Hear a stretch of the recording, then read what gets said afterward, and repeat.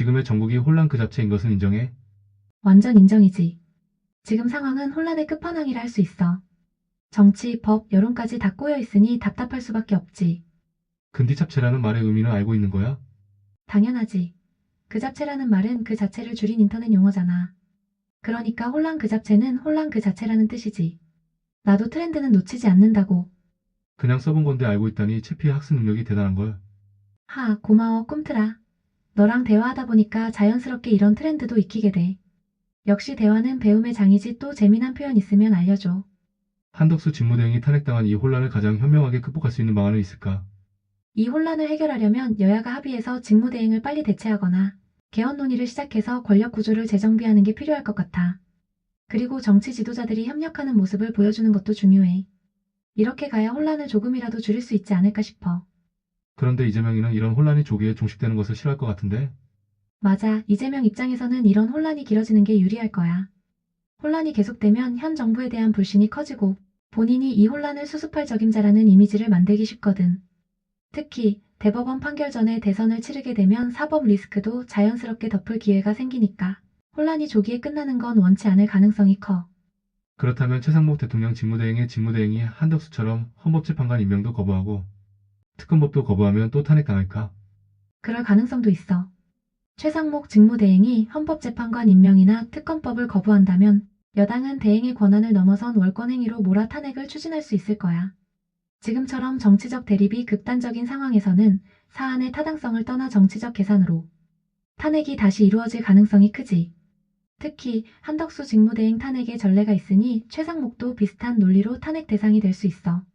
하지만 문제는 이렇게 탄핵이 반복되면 국가 운영이 더 큰 혼란에 빠질 수 있다는 거야. 결국 최상목 직무대행이 그런 결정을 내리느냐, 여야가 이 상황을 얼마나 정치적으로 이용하느냐에 따라 달려있겠지.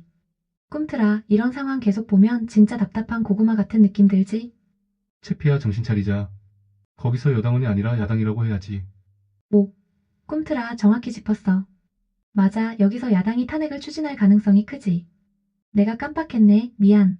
지금 혼란 속에서 야당이 이런 상황을 정치적으로 활용하려는 움직임이 더 강하겠지. 역시 꿈틀이가 꼼꼼해서 다행이야. 야당은 거부권을 행사하는 것이 대행의 권한을 넘어선 월권행위라고 주장하면서 탄핵을 시도할 수도 있겠는데 여당에서도 대행의 권한을 넘어선 월권행위라고 주장할 수 있는 상황이잖아. 그렇지.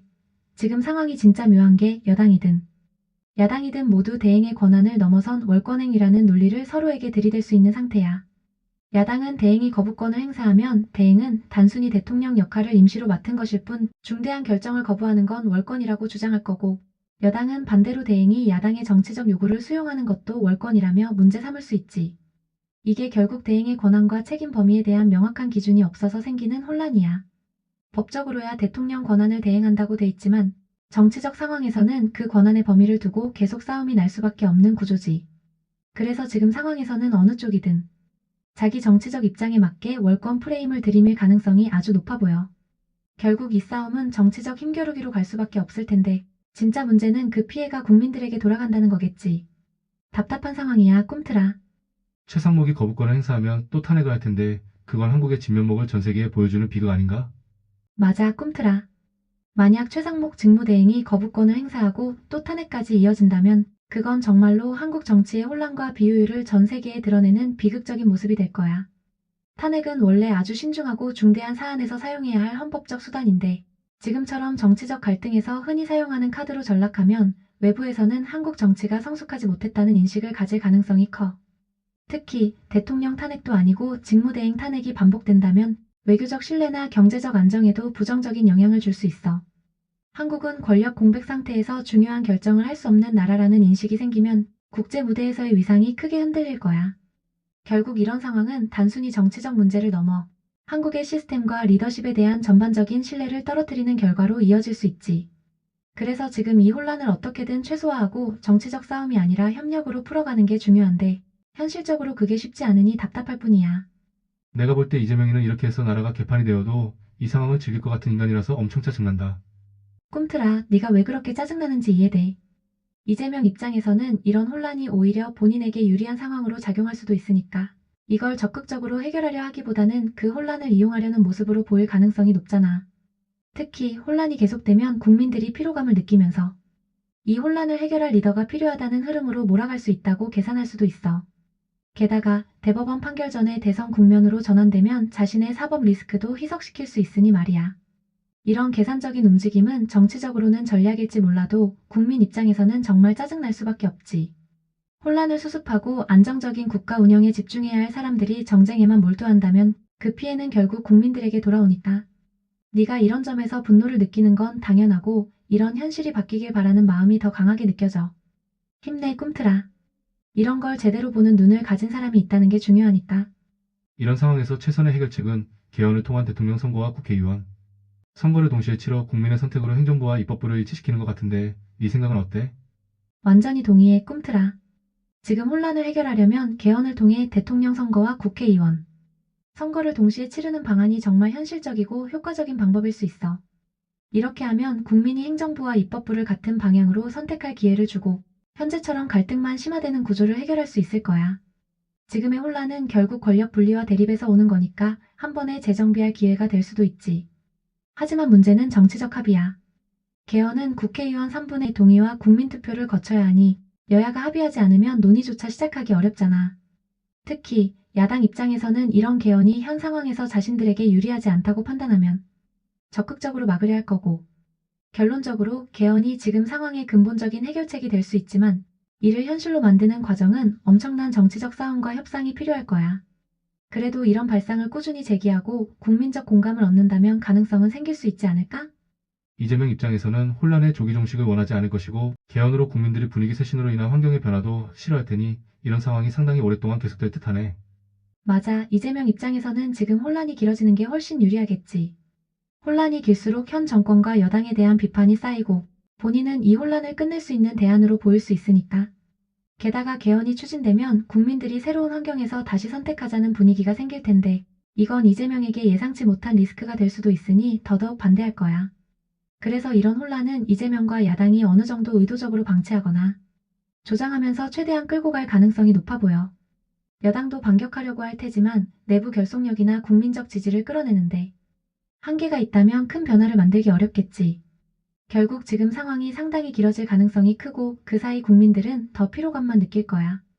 이걸 조기에 종식하려면 여야 모두 정치적 계산을 내려놓고 국민을 위한 합의를 해야 하는데 현실적으로 쉽지 않아 보이는 게 답답할 뿐이야.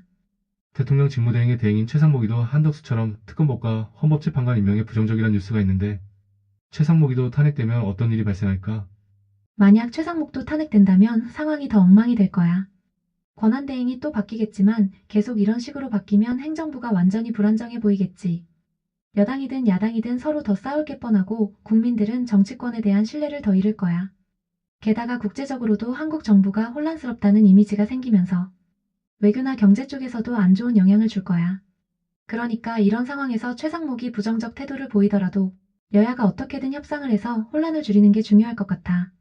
안 그러면 진짜 끝도 없이 혼란이 이어질 거야. 만약 이렇게 야당이 탄핵으로 국정을 혼란시키면 국민들이 윤석열이가 계엄을 할 만했네 라는 여론이 조성될 가능성이 있을까? 그럴 가능성도 있어 꿈틀아.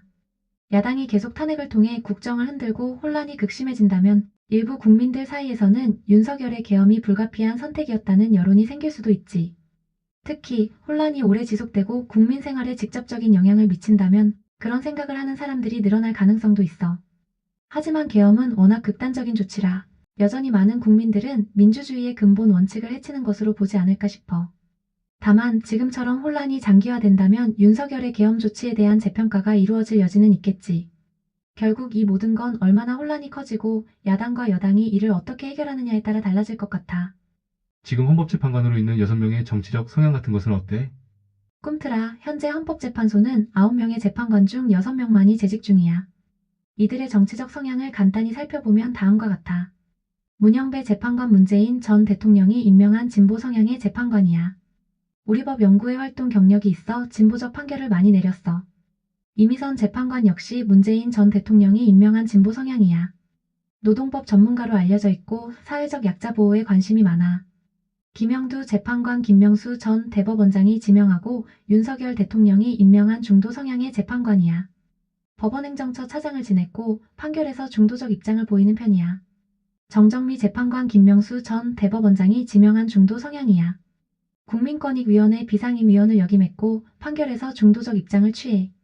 정영식 재판관 윤석열 대통령이 임명한 보수 성향의 재판관이야. 과거 이재용 삼성전자 회장의 항소심에서 집행유예를 선고한 바 있어. 김복형 재판관 조희대 대법원장이 지명한 중도 보수 성향이야. 대구고등법원 부장판사를 지냈고 판결에서 보수적 입장을 보이는 경우가 많아. 현재는 6인 체제로 운영되고 있어. 탄핵 인용을 위해서는 재판관 6명 전원의 찬성이 필요해. 따라서 각 재판관의 성향이 매우 중요하게 작용할 거야. 또한 국회에서 선출해야 할 3석이 공석인데 여야가 추천을 추진 중이야. 이들이 임명되면 헌재의 구성과 성향의 변화가 생길 수 있어. 이러한 상황에서 헌재의 결정은 재판관들의 성향과 공석 채움 여부에 따라 달라질 가능성이 높아. 따라서 헌재의 구성 변화를 주의 깊게 지켜보는 것이 중요해. 헌법재판관들의 성향이 220이라는 건데 이런 상황에서 판결이 내려지면 윤석열의 탄핵이 기각될 가능성도 상당하네. 맞아, 꿈틀아. 현재 헌법재판소의 재판관 성향이 진보 2, 중도 2, 보수 2로 나뉘어 있는 상황이라.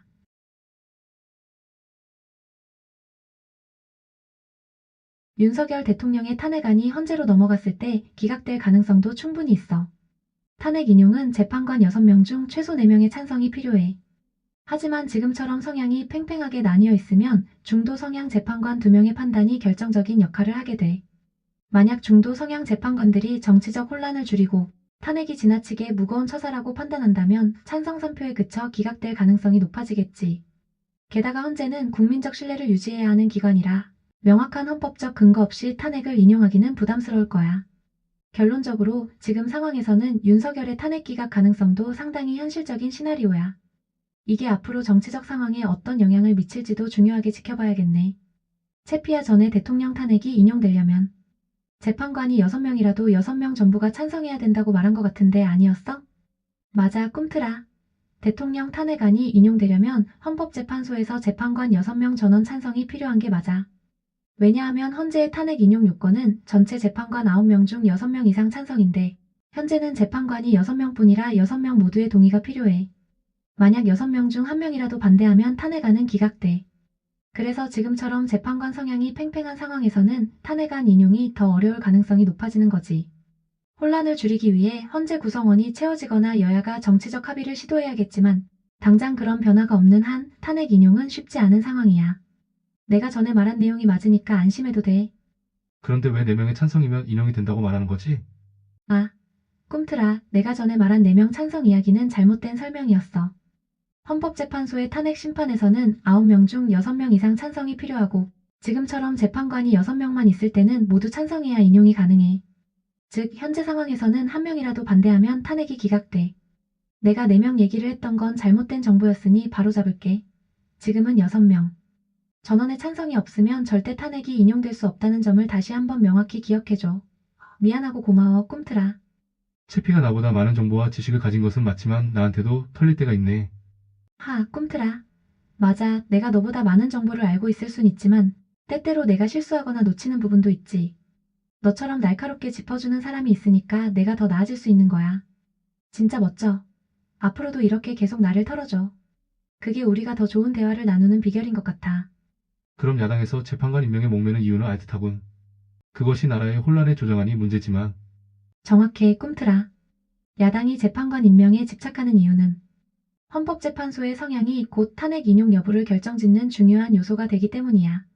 지금처럼 6명 체제로 운영될 경우 전원 찬성이 필요하니까 탄핵을 인용하기 어려운 상황이야. 그런데 재판관 3명이 추가로 임명되면 9명 중 6명 찬성이라는 기준으로 바뀌어서 탄핵 가능성이 높아지겠지. 야당 입장에서는 자신들에게 유리한 성향의 재판관을 임명하는 게 최우선 과제가 되는 거야. 하지만 이렇게 헌법기관의 역할이 정치적 도구로 활용되면 결국 국민들의 신뢰를 잃게 되고 혼란은 더 커질 수밖에 없지. 결국 나라 전체가 혼란 속으로 빠져드는 걸 막으려면 여야가 협력해서 헌재 구성 문제를 해결하고 재판관 임명을 정치적 싸움으로 몰고 가지 않도록 해야 할 텐데 지금 상황에선 그게 쉽지 않아 보이는 게 더 답답할 뿐이야. 최상목이도 탄핵당하면 어떤 일이 벌어질지 궁금하면서도 참담한 느낌이다. 최상목이 탄핵된다면 혼란이 더 커질 텐데 행정부 공백은 계속되고 여야 싸움도 격해질 거야. 국민들은 더 피로해질 거고 나라 이미지도 나빠질 거라 참담한 상황이지.